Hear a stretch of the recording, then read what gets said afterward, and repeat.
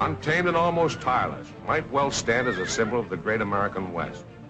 Long before the pioneers invaded the vast prairies and mountains, these horses were their own masters there.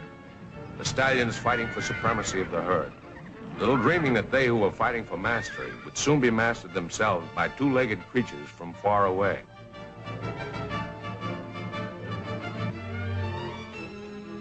In the heart of the Mustang country, large bands rove the prairies and plains. Once broken to man's need, they became indispensable to him in developing the great Western Empire.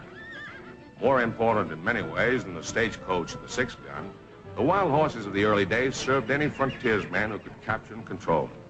The West was conquered, then tamed, by the men who rode horses. After the savage Indian Wars, the United States cavalry depended on the wild horses for remounting their troops. Trapping and breaking these four-footed outlaws became important business. In the 80s, I was employed by the government to help obtain remounts for the Army. Good eye. Well, Bronc, now that you've leased it from Uncle Sam, what do you think of Whispering Range? Great, Steve. 50,000 acres of the finest grazing land in the country. I can hardly believe it's mine. I've you to thank for it, Steve. Well, if you're going to raise horses for the Army, you'll need plenty of room. It's up to us government agents to issue range leases to folks who mean business. Look. Look there.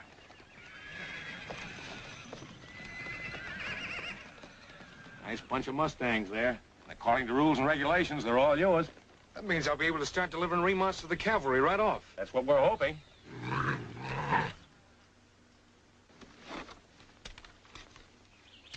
Oh, boy.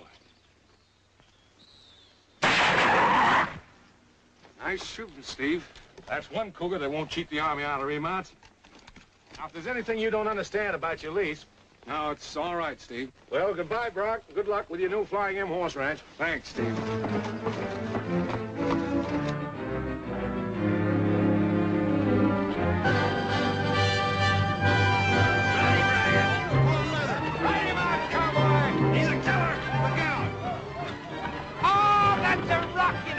Baby could ride him. A nitwit could ride him. I could ride him.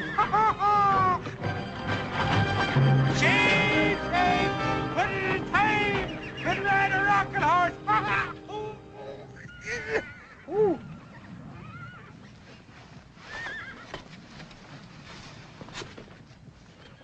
Captain Barham, let me ride one of them wild bucking horses, will you?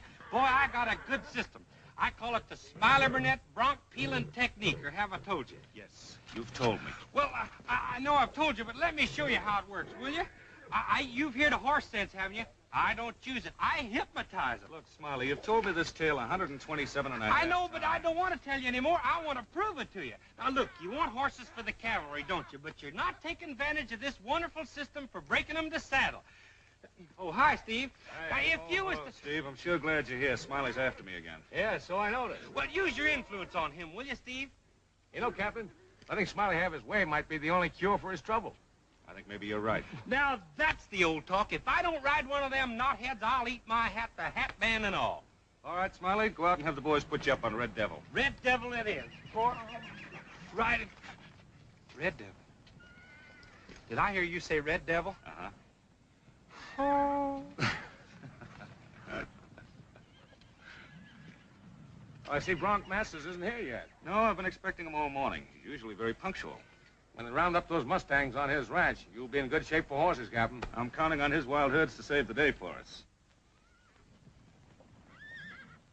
Uh-oh, he's up on Red Devil. I hope his insurance is paid up. Let her go!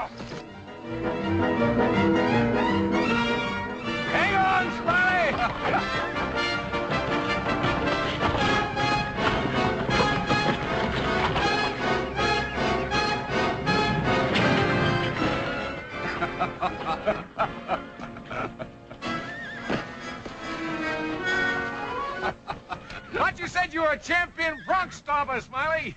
Well, I am, but that horse would shake his own skin off. Well, I couldn't hypnotize that old horse, because when I was sitting in the saddle, I couldn't stare him in the eye. Say, you haven't forgotten what you said about eating that hat, have you? Oh, yeah. You wouldn't have any salt, would you? No. Oh, well, I forgot. I carry my own. He's gonna do it.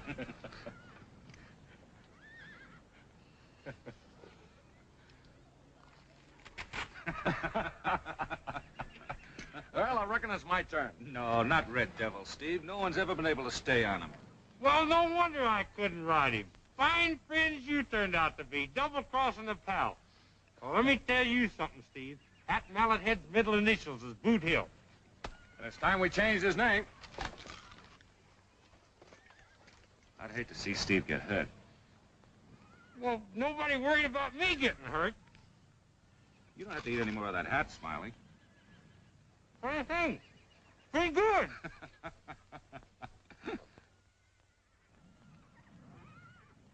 Well, if anyone can tame that horse, it'll be Steve. No, that Red Devil will do a hoedown on his gizzard. Wait and see. All right, turn him loose. Here he goes.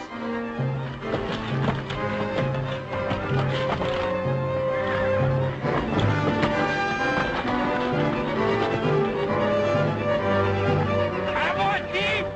Ride him! Turn him inside out, boy! Told you could ride him, man. Look at that, boy! Hey, look at him!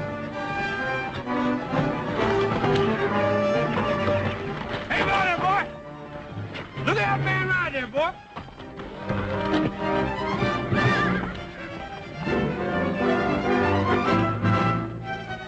Yeah, that was a good ride, Steve. I told you to ride him, didn't I? You did.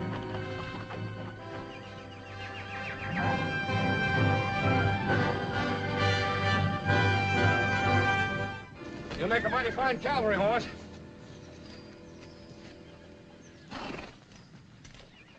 That was one of the nicest rides I've seen in a long time, Steve. Thank you, Captain. Yeah, that was a wonderful ride, Steve. You couldn't have done no better if I'd have taught you how myself. Oh, thank you too, Smiley. Hey, that's Grant Hanlon and his sidekick Bunko. Now let me do most of the talking. Okay. Ain't that the no-good hombres that tried to beat bronc masters out of his land? Yeah, you're right. They're looking for me. Tell them I ain't to home. Howdy, Captain. Hello, Hanlon. You're waiting to see Brock Masters. You're gonna have to wait a long time. Why? What are you driving at? A man with a broken neck don't usually keep appointments, that's all. We found him out near the wild horse herds in Cyclone Canyon. Looked like his horse had thrown him. That's terrible.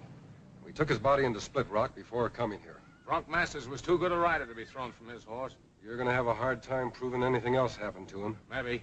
But I think I'll have a look around just the same.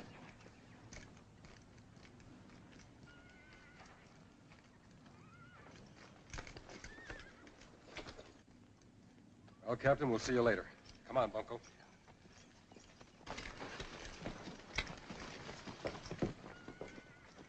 We'd better follow him up. We don't want him interfering with the men who are running off the horses.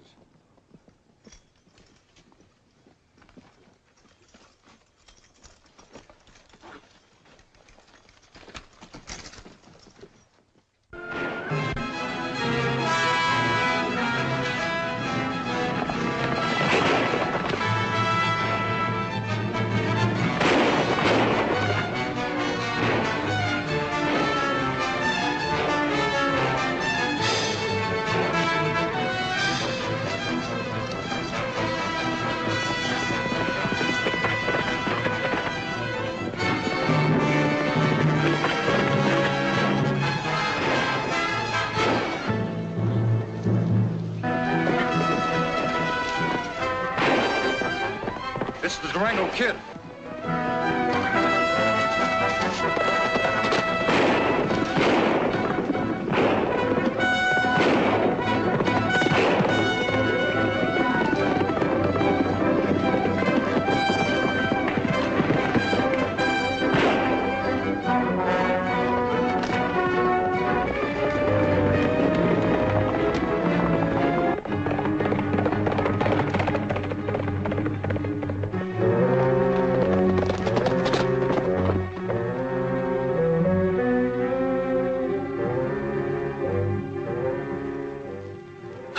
try that.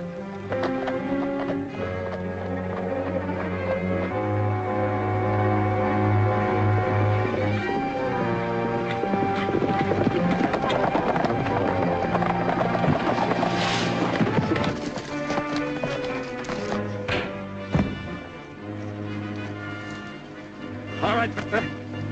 Stop talking. Who are you working for? It's Durango. He's got stem. Come on, speak up.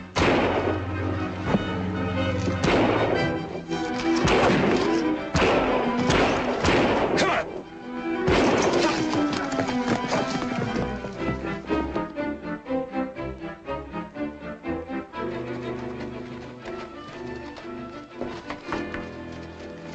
You know, Captain, a good business for me would be the bronc busting business, excepting that there ain't enough horses. And after what happened to bronc masters, I think the Army's going to be lucky if they see enough horses to make a single file. But I got an idea. I got a humdinger of an idea. I'm going to get me an empty store, and I'm going into the coffin business. Why don't you just get yourself in a coffin? And I'm going to have a big opening, a slam-bang funeral parlor opening, and you're invited, Captain. I want you to come, be sure.